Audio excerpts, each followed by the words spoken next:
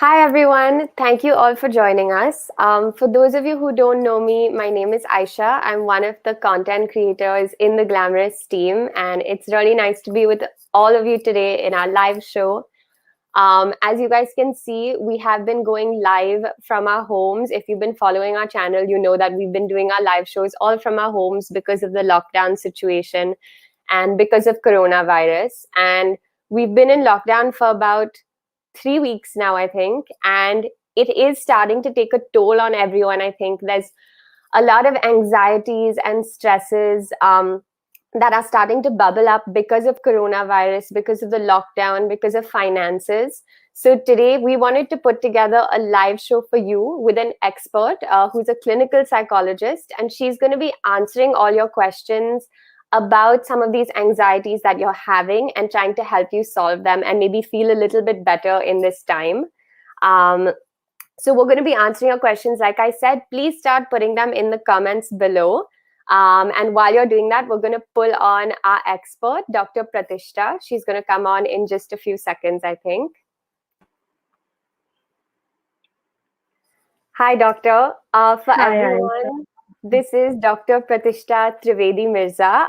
She's a clinical psychologist with an app called InnerHour, which is for mental health. Doctor, welcome. Thank you so much for being here. Thank you so much for having me. I'm No, glad to be here. of course, we're really glad that you're here as well. And hopefully, everyone will be able to put their questions towards you. So you'll be able to help them out and figure out their mental health and stress and anxiety at a time like this. Yeah. So again, like I said, people are going to be putting their comments in. Until then, do you want to tell everyone a little bit about InnerHour and how it works? Yes, of course. Once again, thank you for having me. And I would want to tell you that I'm a clinical psychologist with InnerHour. And what we do is we provide self-help, mental health services. And as part of that, we have an app. It's called the InnerHour. It's available on iOS and Android. And we have 6 programs addressing anxiety, sleep, mood, anger, stress, and happiness in general to be happier. And because these days all of us have been talking about corona, so we have come up with a new, like a course and a program which is essentially how to take care of yourself, take care of your mental health during this pandemic lockdown time. Yeah. So you can check it out, and that course is for free. So for anybody who wants Great. to Thank go and you have a so look. much. So like I said, you're going to be helping us kind of talk about the impact of coronavirus on our mental health. And hopefully people are putting their comments in. Guys, if you haven't put your comments in, make sure to do it. We're going to be answering as many of your questions as we can. So make sure to put them in. So again, while people are putting their questions in, I wanted to start with talking about, like, obviously this is such a big thing. No one in the world has experienced something like this before, which is why I think it's having such a big impact on us. So maybe you can talk about a few of the ways that it's impacting us and why it's having such a big of an impact. Because I know personally I've had anxiety. I know my friends have had insomnia, and there's a lot of factors that come into play. So maybe you can talk about these a little bit. Yes, Aisha, like you said, it's nothing I think any of us have experienced. At least I can say for sure about this generation that we have not gone through, a lockdown or a pandemic kind of situation. And hopefully we won't again ever.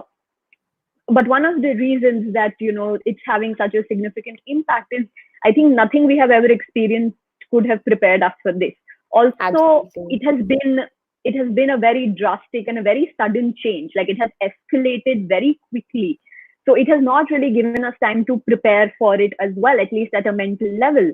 The kinds of things that people are experiencing, of course, range from anxiety, panic, sadness, worry, just feeling uncertain about how to deal with these things and getting negative thoughts.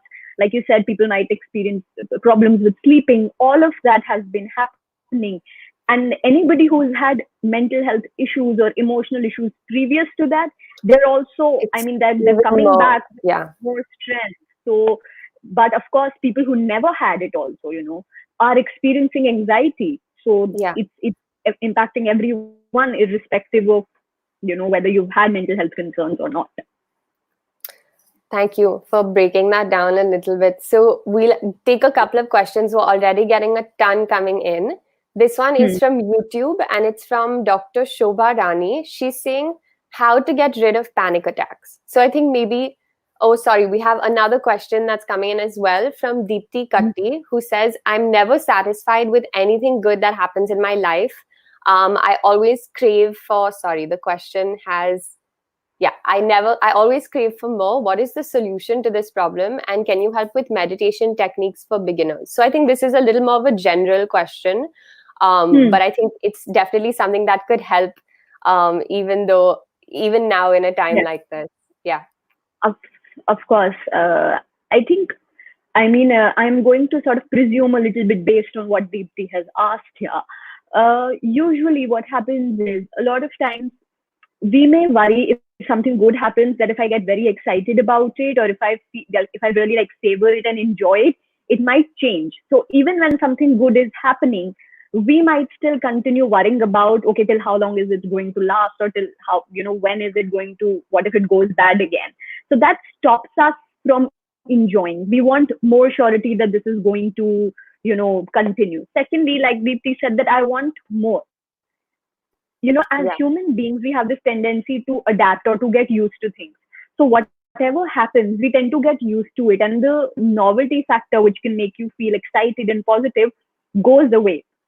So what you can do to this is find things to be happy about in small everyday doses. It doesn't have to be big things, but trying to really savor it and see how it's adding value to your life. Even if it is, say, having a good meal, for example, a Yeah. good way to savor it is to think about how that meal is impacting your body. Like, it's adding to your health, it's adding to your well-being. Or that, if it's junk food, we can enjoy eating junk food without necessarily thinking about Thinking health. about So the we can health. say, Yeah.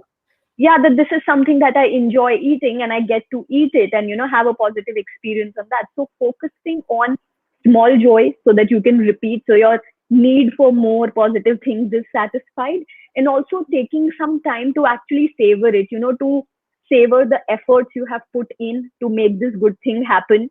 Your If you were struggling for something and then you have achieved it. So I think focusing on the process can also help you. A quick meditation technique would be, say, deep breathing or equal breathing, I would suggest, which is essentially, we call it 4-4-4-4 or box breathing, in which Mm-hmm. you inhale for 4 seconds, hold your breath for 4 seconds, exhale for four Yeah. seconds, and then again hold your breath for 4 seconds. I would suggest for beginners to not do it more than 4 to 5 times in a go, but you can do it twice in a day. Okay, thank you. So, our next question that I started getting into earlier was from Dr. Shobha Rani, who said how to get rid of panic attacks. And I was going to say, because we do have a few other questions about panic attacks as well. Someone asked, Mm. what are panic attacks? So, maybe you can preface the question by telling us a little bit about panic attacks and maybe why they happen. Yes, of course. And I think it's a very useful question these days, because in a lot of sessions, even I have been having on our platform, panic attack has become an increasing concern. Okay, anybody who has an anxiety issue can manifest panic attacks, especially at these times. So, what panic attacks is about is essentially an intense form of anxiety. It is manifested as, say, increased heartbeat, breathlessness, chest pain, a sense of impending doom, and usually it lasts for, say, 20 to 30 minutes. Post that, it starts to reduce. So that's how it usually happens. Now, anything can trigger a panic attack depending on what the individual's triggers is. But once people have panic attack, once someone has experienced a panic attack, there is an additional fear of constantly having a panic attack also. Yeah. That, oh my God, because it's a very intense and overwhelming experience. It's not your general experience of, Yeah. a discomfort. So that happens, and it's an intense form of anxiety, essentially. How to get rid of it? I mean, firstly, to realize that it is a panic attack and that it's going to end. A lot of times people get very anxious. Anybody who has panic attack may feel that they're going to have a heart attack because the symptoms are sort of like, heart related. Breathlessness and yeah. Yeah, chest pain, and a lot of times, one ends up interpreting it as a cardiac problem, which makes the anxiety worse. So trying to understand that what is happening is essentially a panic attack can help calm some of those anxieties down.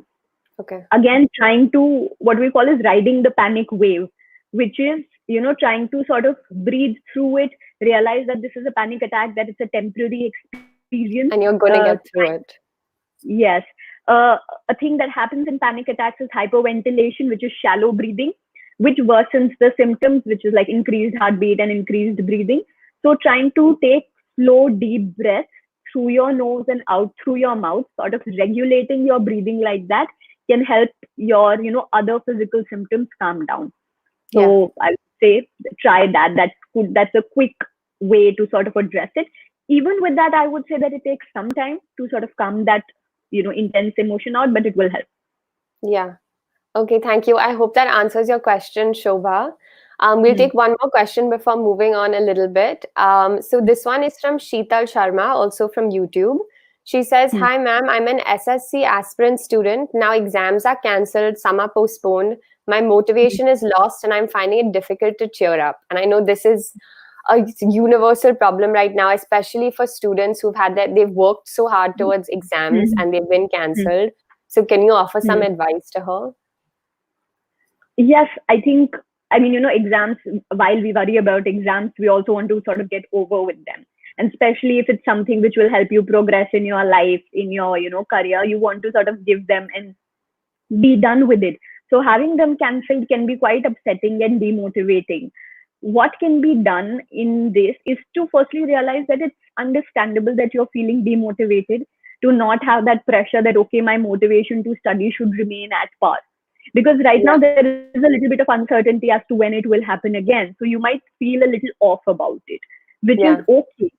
The first step is to accept that this is what I'm feeling and to understand that this is a natural feeling. You can do that.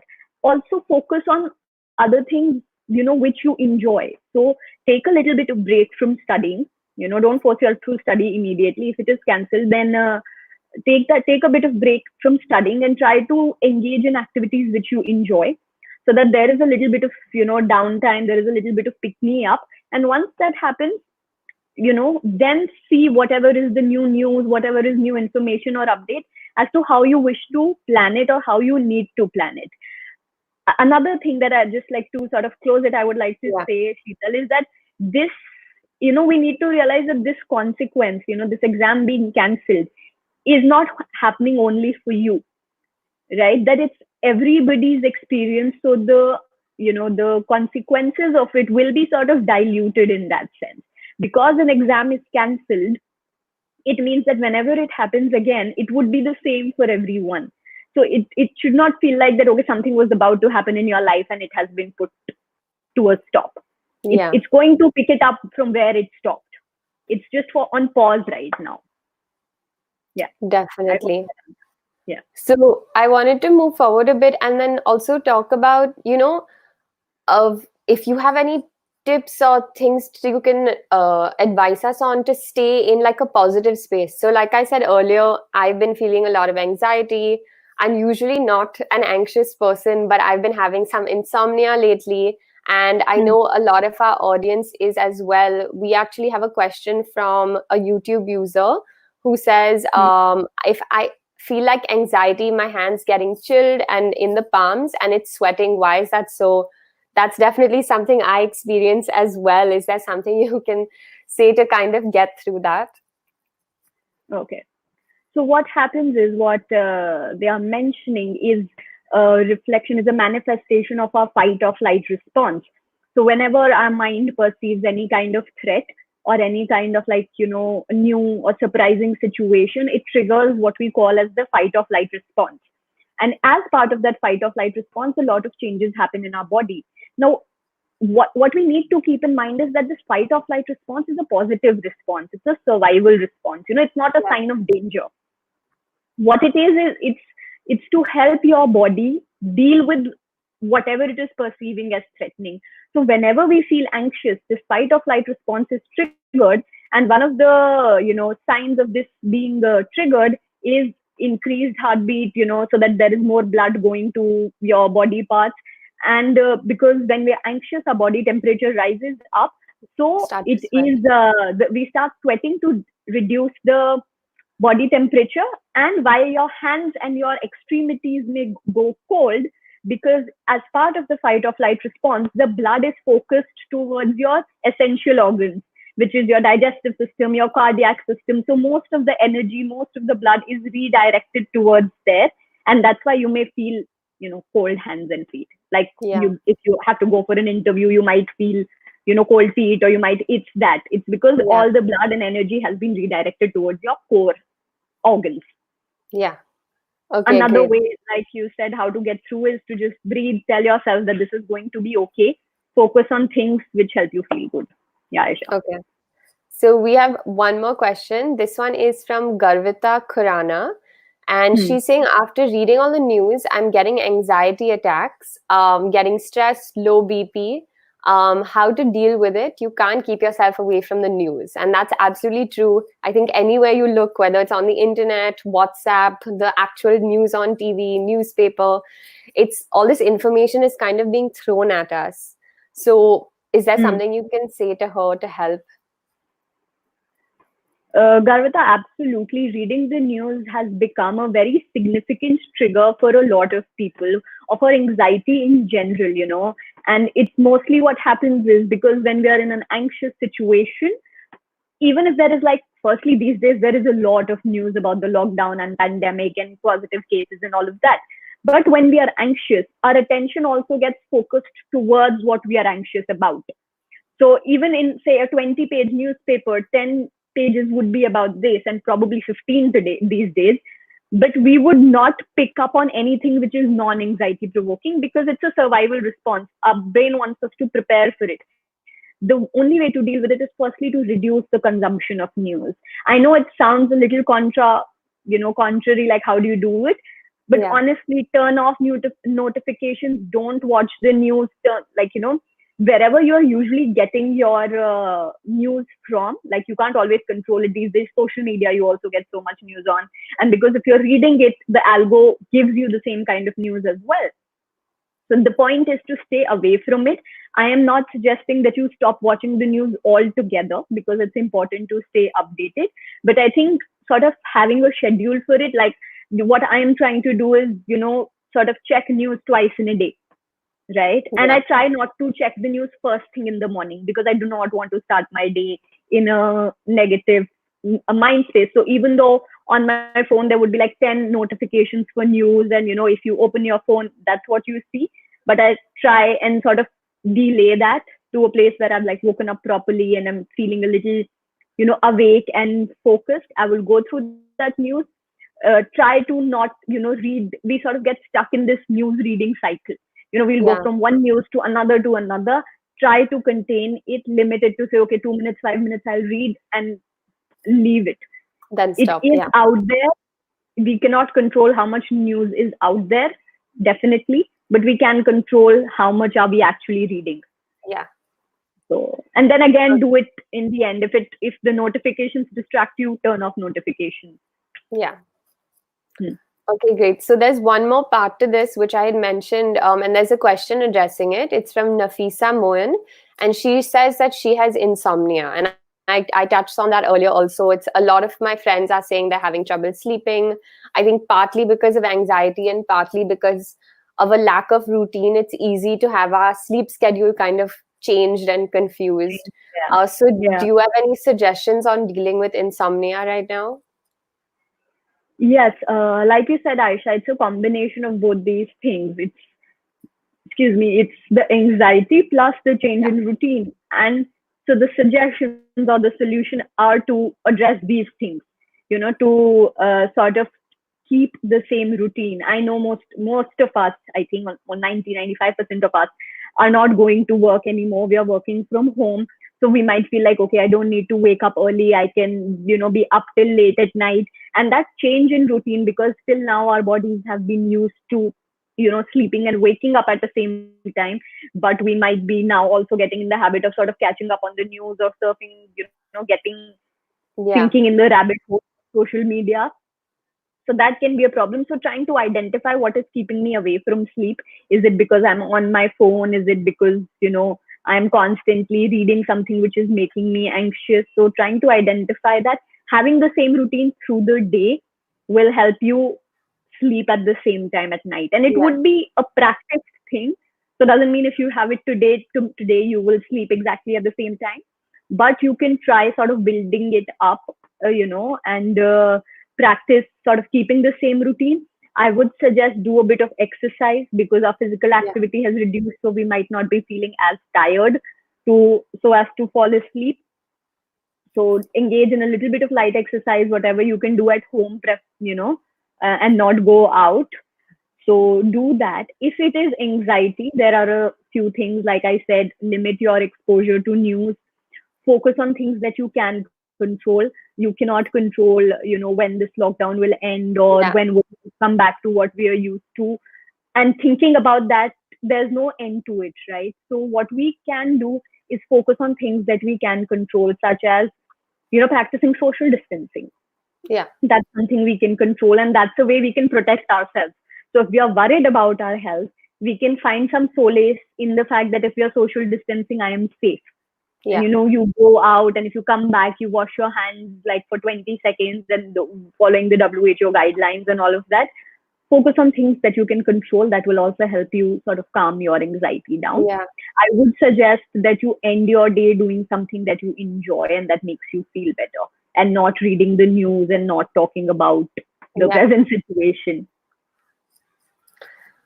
Okay, so the next thing that we wanted to talk about was, I guess, as an effect of the lockdown and social distancing, everyone is stuck at home. So this kind of brings up two different kinds of issues. One is a lot of people, especially in India, are stuck at home, maybe with their entire families, in joint families. And it can get a little bit difficult to get some alone time or some time and space for yourself, whether it's to do work or just, be in a quiet space. So, is there Hmm. something you can suggest when people are dealing with that? Yes, I mean, once again, it is very likely to happen. Most of our days are usually spent for quite a few of us being outside. So we are anyway maybe not used to being at home. Yeah, And people who are used to being at home may not be used to being at home with so many people, yeah, right? So what we can do is, of course, finding, communicating about your needs, that okay, I am working, I need this space to sort of focus, and I don't want to be disturbed. So communicating that needs, even yeah, though to yourself it may seem like the most obvious thing, and hence you may feel angry or irritated that why are people not understanding this. yeah, But I think you can communicate that, I get distracted if you repeatedly come into the room, or sort of just drawing those boundaries can be helpful. It would help if you sort of, like I said, have a dedicated space to work. So if you know that you're working in the room, then you can clearly say, okay, I'm in my room at this time to this time, please don't repeatedly come in. So it's easier to set boundaries if there is yeah, consistency to it.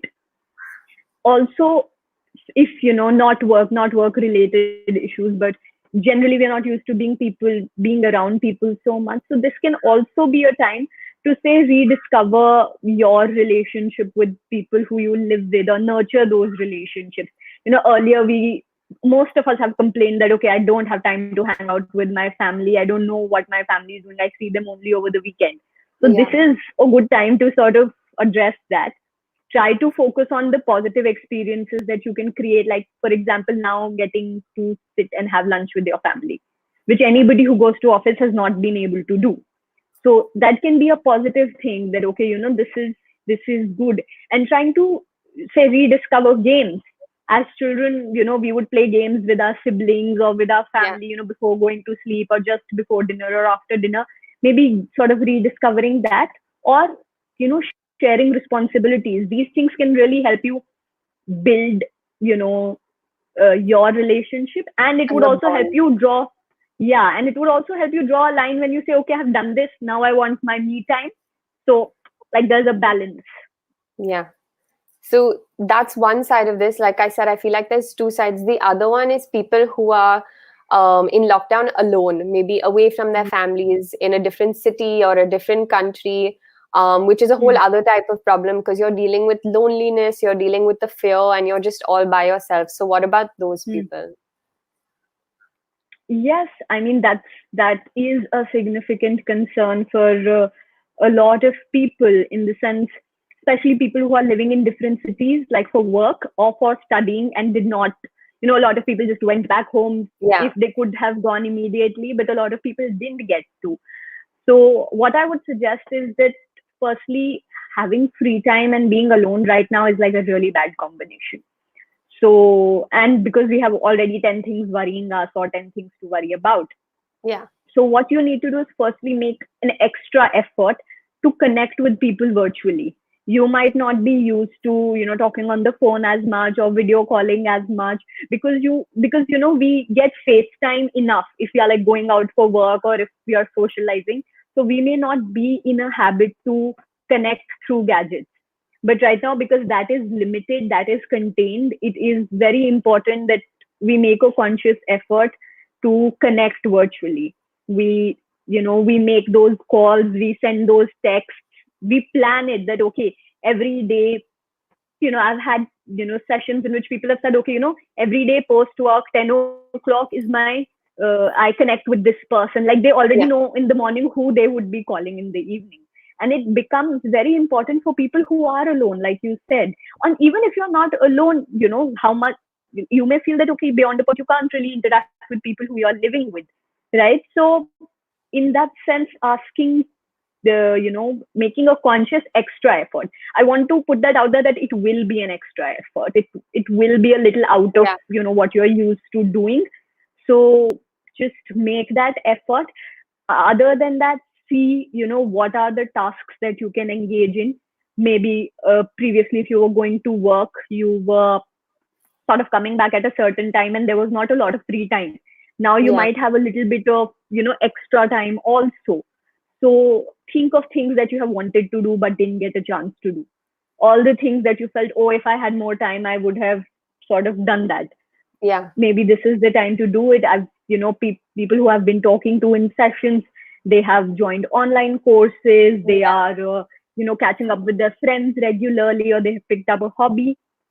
But I would, in addition, add this is a difficult time. This is not necessarily a time for skill development, self growth. So there is no absolute need to do that also. If you don't want to do that, yeah, you just want to be at home, chill, relax, do that. Don't feel that, okay, this is like some, extra time that I have given and I have to like turn it around in the best possible manner. This is, we are not, this is not a summer vacation. yeah. We are in the middle of a pandemic, lockdown, Pandemic. which has other mental health issues. So, Yeah, we are not in that mental space of completely engaging also.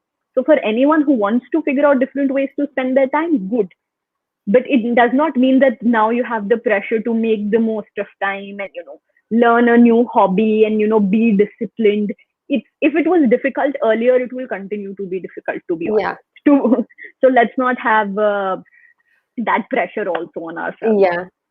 Okay, so we have a ton of questions. We'll try to get through some of them. Our question is from Gunjan Kaur on YouTube, who said, "Hi, I'm not with my family and living with my flatmates. Sometimes I feel like not talking, and sometimes I feel so good.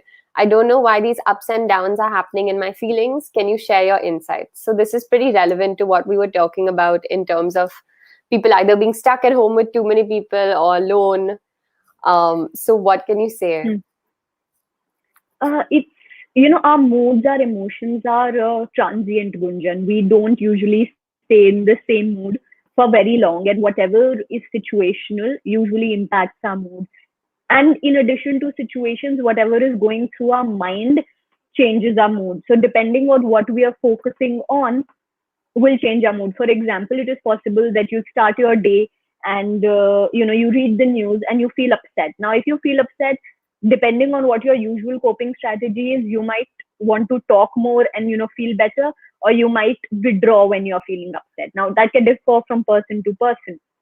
I feel that, I mean, the sense that I'm getting is that you withdraw when you're not feeling good. You don't feel like talking, right? And when you feel good, you want to talk. So try to see if there's a pattern to it. Doing certain things is making you feel like talking, and other things is sort of cutting down on your energy.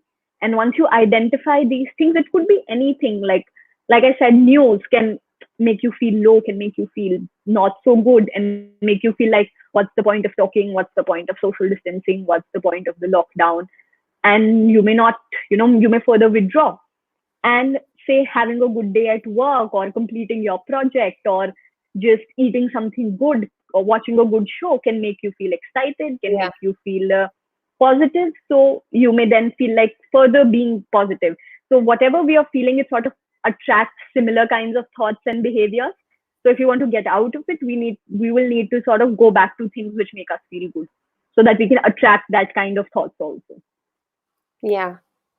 So we have another question. This one is from Anshi V, who Hmm. says, quarantine has made me so lazy, more sleep and less study. I'm not being able to concentrate on my studies. And obviously, again, this is a big problem for a lot of people. I think figuring out the right balance of a routine while you're at home, you're not able to actually go outside and follow your natural routine. So, Hmm. what can you say to kind of help people find that balance and figure out how to stay productive during a time during the lockdown? Hmm. I mean, this seems connected to, I think, one of the first questions that we have taken about exams being cancelled and, not Yeah, being motivated. So if somebody is less studying less, I assume it also has to do with not having classes anymore, or not having exams, which, maybe when we had it, we didn't realize how much it contributed to our motivation and our drive. But not having it is definitely cutting down on our motivation and our drive. So yeah, the first thing is to have a routine which would match the routine that you had. I know maybe there aren't exams right now, so you may not feel the need to study as much, which is okay. I think if you don't have to study and you don't feel the need to study. But the problem when you have to study for whatever and you're not being able to study is because whatever we were maybe engaging in to take a break is cut down. Like, maybe I was going out for a walk, or I was going to the gym, or I was meeting with friends yeah, in my break. Now I'm not doing that. So it's just like, where am I getting re-energized from? The one of the significant problems that the lockdown has created is that we don't have a lot to re-energize ourselves with. Most of the things that we are doing are maybe energy consuming, but yeah, they are not energy creating things. So for us to feel, not when she's saying I'm not feeling motivated, I'm feeling lazy, that yeah, reflects to lacking energy. So what are we doing to energize ourselves? What is, things that make us feel good, things that make us feel positive? So start your day with that. Make sure throughout your day you have things which energize you, and gradually build up onto your study time. It might be difficult to go back to a pattern in which you were studying a lot, because a lot outside has changed and you might be stressed because of that, which might also be creating the more sleep thing. A lot of times when people are stressed, they want to sleep more. So if that is happening, then maybe, like, the yeah. strategies I suggested for anxiety can be tried. Okay. So we'll take Hmm. one more question before moving on a bit. This one is from Nagar Achal, who's on Facebook, and she said, "Hi, I need help too. Because of the stress, my gut has taken a toll, and I'm feeling sick in my stomach all the time." Again, I think this is a really relatable feeling. What can you Uh, say to her? Naga, you're absolutely right. The stress response that I spoke about, the fight or flight response, when it goes on for a long time, it does impact our gut. And as a result, we might have all these stomach problems, acidity, indigestion, just not feeling nauseous all the time. I would suggest, firstly, ensuring that you're having enough sleep, uh, that you're eating regular meals, and that you're exercising. It would, in general, build your gut's ability, or gut health. It would add on to your gut health. I would also suggest, in general, regularly practicing relaxation activities, whether it's deep breathing. I mean, the whole like the way to address is to cut down on your stress and Yeah, make sure your body is healthy. So enough sleep, which is 7 to 9 hours, whatever works for you. Um, Having regular nutritious food, like not loading up on junk food right now. because that also impacts your gut. And getting exercise and practicing relaxation things, all of these will contribute to reduced stress. Yeah. Also try to figure out what is it that is stressing you out. I cannot, I'm not being able to understand specifically from your question whether you're concerned about the present situation or the consequences of the present situation. Then just figure out what is the thing that is stressing you out, and if it is possible to address that. Got it. So I think we'll move on a little bit. And another thing we wanted to address was kind of this a big reason personally, actually, for my anxiety is this kind of lack of control that I'm feeling, because no one knows where this is going to go, what's going to happen in a week or a month or a year from now, whether things will go back to normal. Like, we don't know when that's going to happen. And I think that's giving, like, causing quite a few different anxieties to come up, because, like you said earlier, no one's ever felt this before. It's not something we're used to or know how to handle. So we actually have a question addressing that as well. It's from Naik Sapna. And she said, with the things going around, I'm really feeling scared of my future. I get scared that the world might come to an end. Can you please help on this? So I think this goes hand in hand with this whole aspect of control and not knowing what's going to happen in the future. Yeah, so that's understandable that, because we don't know what is happening right now. And when we don't know, like, I want to give a little bit of context for this, Sapna, so bear with me. As humans, our brains are trained to prefer certainty over uncertainty. Okay, because uncertainty triggers negative emotions, anger, anxiety, sadness, and again, we are motivated to reduce negative emotions.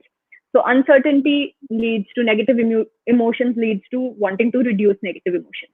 To reduce that negative emotion, our brain tries to fill up those information gaps. So when I ask myself, I don't know what is going to happen, my brain would try to give me an answer. Oh, I think the world is going to come to an end. I think we'll be stuck here forever. Or I think, it's going to spread and people will not be able to do anything. So our brain tries to give us this information to make up for that information gap, right? And of course, this is not good things, like positive things to think about. It will make us even more anxious that, okay, first I didn't have information. Now the thing that I believe is negative. So to sort of reflect back and say, the thoughts that I'm having, are they coming out of my anxiety? Are they coming out of my fears, or is there any actual reason to believe it? Is there any actual reason to believe that, the world is going to come to an end? Yes, I'm worried, that, okay, the world might come to an end, but is this really going to happen? What is the probability of it? And with, all or none or black extreme assumptions like this, that the world is going to come to an end, there's usually not a lot of rational thinking which happens.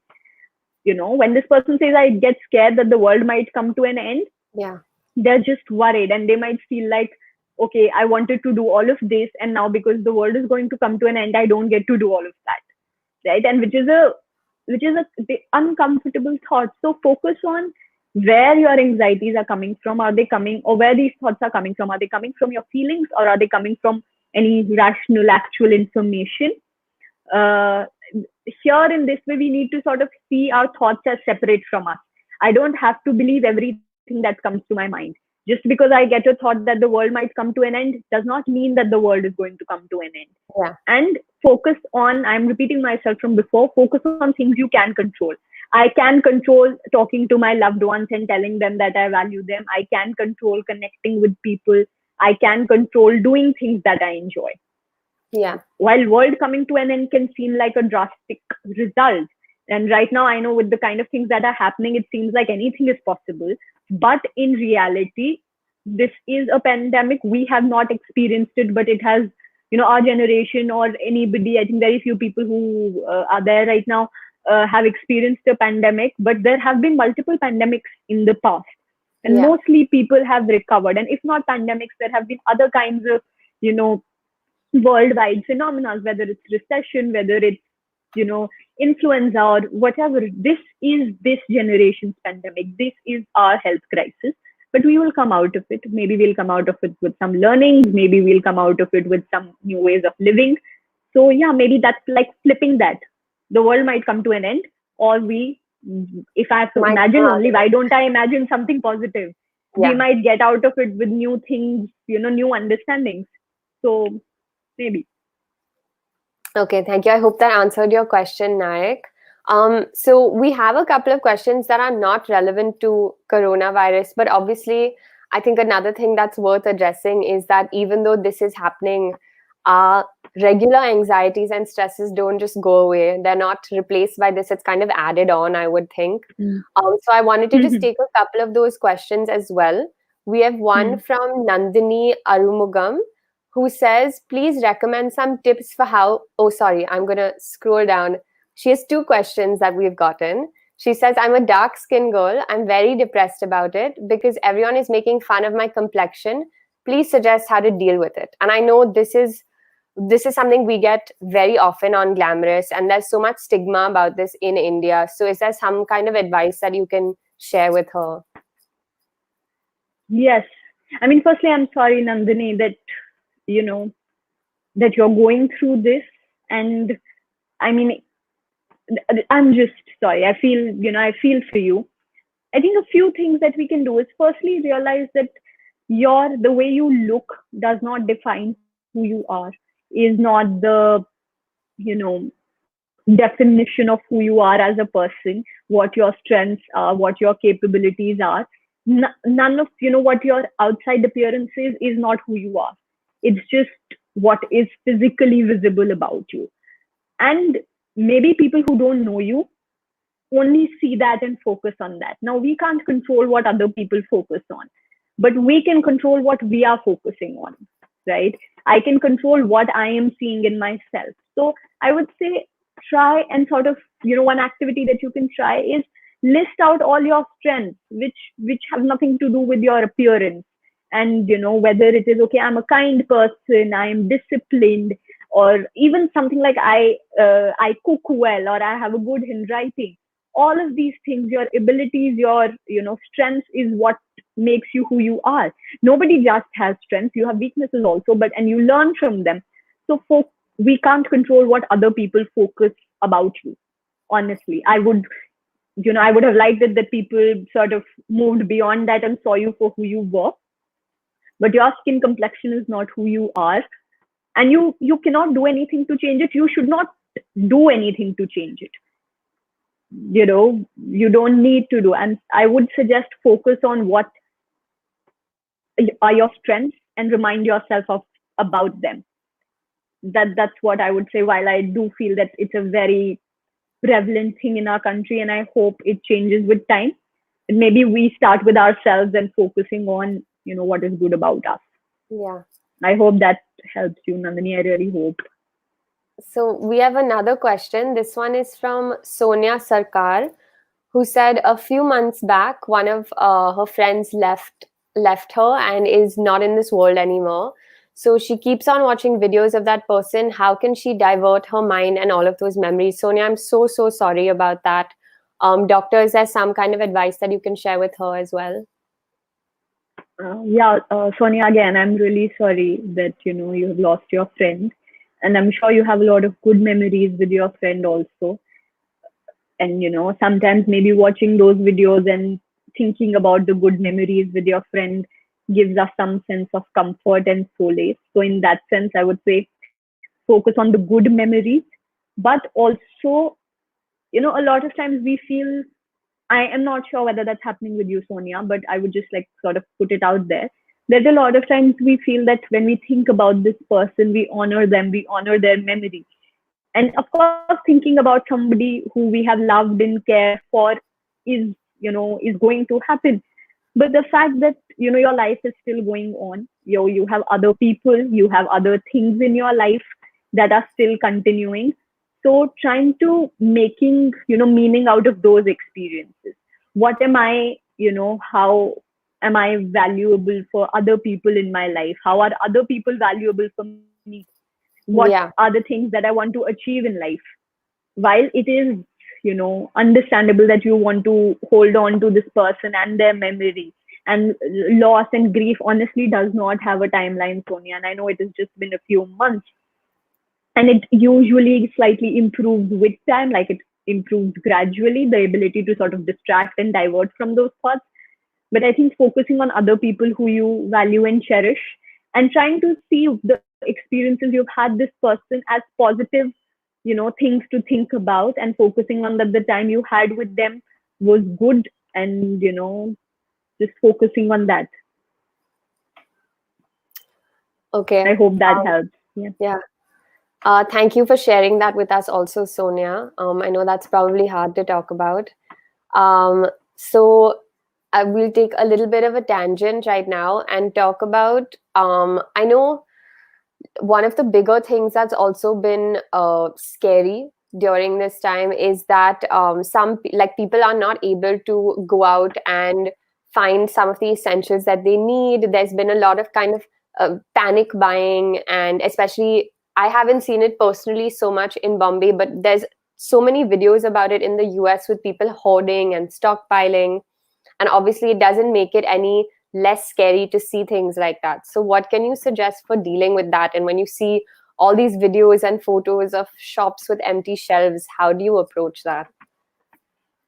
So say I want to put this out there, I mean, we have a, and I'm speaking for everyone, okay? I'm not speaking to people who this person knows, but I'm speaking for everyone, that we are very used to sharing stuff on social media. Anything which speaks to us, anything which which we can relate to. But at times like these, where mental health is vulnerable for everyone, I would suggest not sharing things which can make someone's anxieties worse. I would suggest sharing things which makes you feel good, which makes you feel positive, and which is useful information. I mean, of course, there is, because people are panic buying, maybe people are stocking up because they don't know when they would get it and things like that. And I would come to that. But maybe if you're spreading information, focusing on actual information, meaning, okay, if a store has run out of stock, when will they be refilling? So when can you go to purchase this? Yeah. What is an alternative? So sharing information which actually helps. Because when I see this video, for example, if I talk about myself, when I see a video of empty shelves, I feel the urge to go to the market and stock up myself. I mean, I feel scared. Yeah. And as a result of that fear, I want to go and do it myself. And very rarely would I think, oh my God, this is a result of people panic buying. I should not panic buy, because I also want to survive. I also want to do it. So what it does, it sort of, the panic passes as a contagion. So when I see this video, I feel like I must also go to the supermarket and do it. Whereas, which has the exact opposite, required impact. All of us, while we feel anxious, we want to secure ourselves. We want to feel some sense of control, that I'm protected. And hence, I want to sort of buy and stockpile and all of that. But what I would suggest is, prepare, but don't panic. If you don't want to go out very often, I would suggest, say, plan for a week or plan for 2 weeks. The government across the world, authorities across the world are trying to make essentials available, but the speed of which they will be available is a little, gradual. It's not possible to stock up things. Like, the stores are also of limited sizes, but if everybody was earlier buying, supplies worth 1 month, now they're buying supplies worth 6 months. So they can't store enough supplies for everyone to purchase for 6 months also. While the supplies are available, but for them to come in stock before they're utilized is a process. So plan for it. Say, okay, I don't want to stock up on 6 months worth of stuff. I can be comfortable. The next I'll be able to go out and is in so and so time. Yeah. And I'm going to just stock, I'm just going to stock up accordingly. Yeah. And please don't share information which is only going to trigger this kind of thing. I think what helps is to rather give useful information. Yeah. So I think this kind of goes into the next thing that we wanted to talk about, which is, I guess some people are talking about being bored, some people are talking about being stuck at home, but there are a lot of people who don't have that. They're not they don't have the luxury of sitting at home and being bored. There's people traveling, there's people who have lost their jobs. So it's also a really, really difficult time with for a lot of these people. And we have some Hmm. questions coming in also about how to help. So is there something that you can suggest on like ways that we can feel like we're being useful and doing something for the world, whether Hmm. it's big or small? We have a Hmm. question from Chitra Mehta on Facebook who says, my mom wants to sew masks at home. She lives in Hmm. Delhi. Do you know of any Hmm. organizations? So we do actually have a list, Chitra, that we'll share with you in the comments later of many Hmm. different places that you can donate to. But like I was saying, I think this ties into this idea of what can we do to make a difference, to feel like we're playing a small part at least. No, I mean, it's great that people are feeling that way. It's great that, people want to help, people want to sort of share what they have, they want to contribute. It's great that that is happening. There are different ways of contributing. Of course, there are charities, there are organizations which are taking, financial aid largely, or, you can volunteer with these organizations to sort of, distribute ration, and all these things are legal. So you get passes and all of that. So that's one way to help. But maybe because of the whole social distancing thing, you might not want to do just, or might not feel comfortable doing that. I think there are many, many, many ways to help. Firstly, reaching out to people is a great way to help, especially if you know someone who's living alone, if you know someone who is, who deals with anxiety. So you know that this probably is a more difficult time for them. So just identifying people who might feel better if you connect with them. So just reaching out is one way of helping. Second way of helping is, just helping your neighbor, especially if you have, either people with very young children, or elderly people, or people who live alone and don't get time to go to the market when the stores are open because of their working hours or anything like that. You can volunteer to sort of pick up stuff for them when you're going, and you can sort of share these responsibilities. You can also reach out to people and sort of, comfort them with, say, talking about positive things, making plans of, when this lockdown would be over. So you might not, of course, there is the tangible help for essentials, for financial resources, for masks, all of that. But I think we also help by putting out a message of hope, by reaching out to people, who might feel better if we reach out to them. And just, of course, most importantly, by social distancing, we are helping everyone. We are helping everyone stay safe. We are helping not burden the medical system. So, if you're doing that, if you're doing social distancing, trust me, you're doing something to help people out there. So, yeah. Absolutely. So I think one of the last things, we're getting to the end of today's show. So I just wanted to ask you to leave us with maybe some tips on how to stay positive and things that we can just do every day in our life and lifestyle to kind of maintain a positive outlook and stay looking towards positivity as well. Yeah. Uh, See, one way to believe in positive is to sort of create positive yourself. Like I said, if you help someone, if you help them feel better, you believe that positive things exist because you are creating them yourself. So you're likely to feel good if you're making someone else feel good. So that's one way of feeling positive. Another way of feeling positive is trying to make meaning of our experience right now. Of course, we are at home. Of course, our movement and our interactions have been curtailed in a manner, and maybe drastically also, definitely. Yeah. But saying that how, this is one thing which I've been saying very often, that instead of telling yourself I'm stuck at home, tell yourself I'm safe at home. And what a privilege it is to getting to stay at home, work, or if not work, just be with your family members, care for them, care for yourself.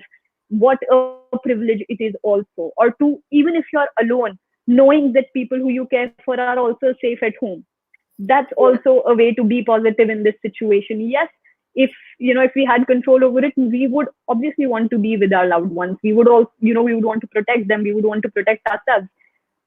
But we can do it by these little ways and focusing on what is good right now. We are in this together.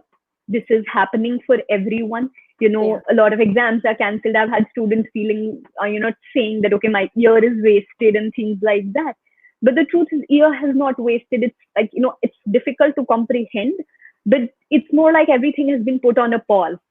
And when Mm-hmm. it plays again, it will possibly start from the same place.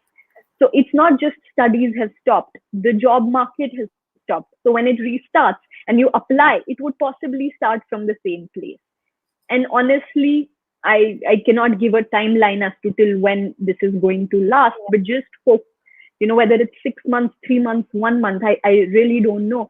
But to know that whenever we start to go back to a sense of normalcy or what we can define as normal, we would again be in it together. We will not be left behind and somebody wouldn't have moved ahead. All of us are on pause. Our lives are on a weird sort of a pause and it will play again. Okay, well, thank you so much. I'm sure everyone has found this really, really helpful. Doctor, just before I you hope. go, I wanted to ask you to share a little bit about if someone did want to get in touch with you, or maybe to get to download InnerHour and use it, how they could do that, or a little bit more about that as well. Okay. So, like I said, we have our app on iOS and Android. So, you can search for InnerHour and download it. We are on the website also, which is the innerhour.com, where you will see all the therapists listed and you can, have sessions with them. You would see my name there. I'm also a therapist. If you want to speak to me, you can book a session. But on the app, like I said, we have our 6 programs: anxiety, stress, sleep, happiness, anger, and worry. All of these programs. But for right now, especially to deal with this pandemic, lockdown, corona situation, we have another program which is free, which gives suggestions about how to be productive, how to stay positive, how to help others, how to practice gratitude. In addition, for organizations, we are running this pro bono program for any organization, or if you want your organization, anybody who's watching, if you want your organization to be a part of it, which is called InnerHour 21. So for 21 days, we are holding, webinars every Friday, which are free of cost. You can register, you can attend them. We are sending newsletters with useful, valuable, valid, relevant information right now. So if you register, you get all that info. And whoever registers, they also get discounted sessions.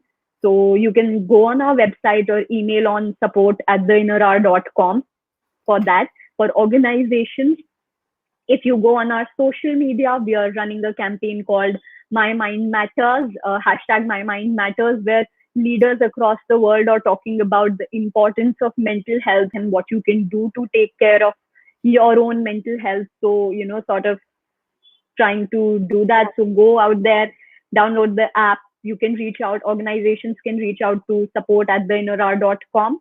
And and you can go check out the website, innerhour.com, as well. Okay. Okay, great. Thank you. Thank you so much for being here and helping us out and answering everyone's questions. It was really great to have you. Hopefully Thank we you, will Ayesha, see for you again. having me. Of course. Okay. So Okay, thank you. Bye. I'm glad to be here. Bye. Yes. Bye. Bye. So for everyone else, we're really, really glad to have had you as a part of the show. We tried to answer as many of our questions as we could, and we hope we helped you all. If you do have more questions and you're still anxious or stressed out, you can either reach out to InnerHour or send us a direct message or get in touch with us and let us know as well, and we'll try to help you out. Um, and I hope everyone is staying safe and healthy at home. Everyone's families are healthy as well. Thank you guys for joining us. So until next time, stay tuned and stay glamorous.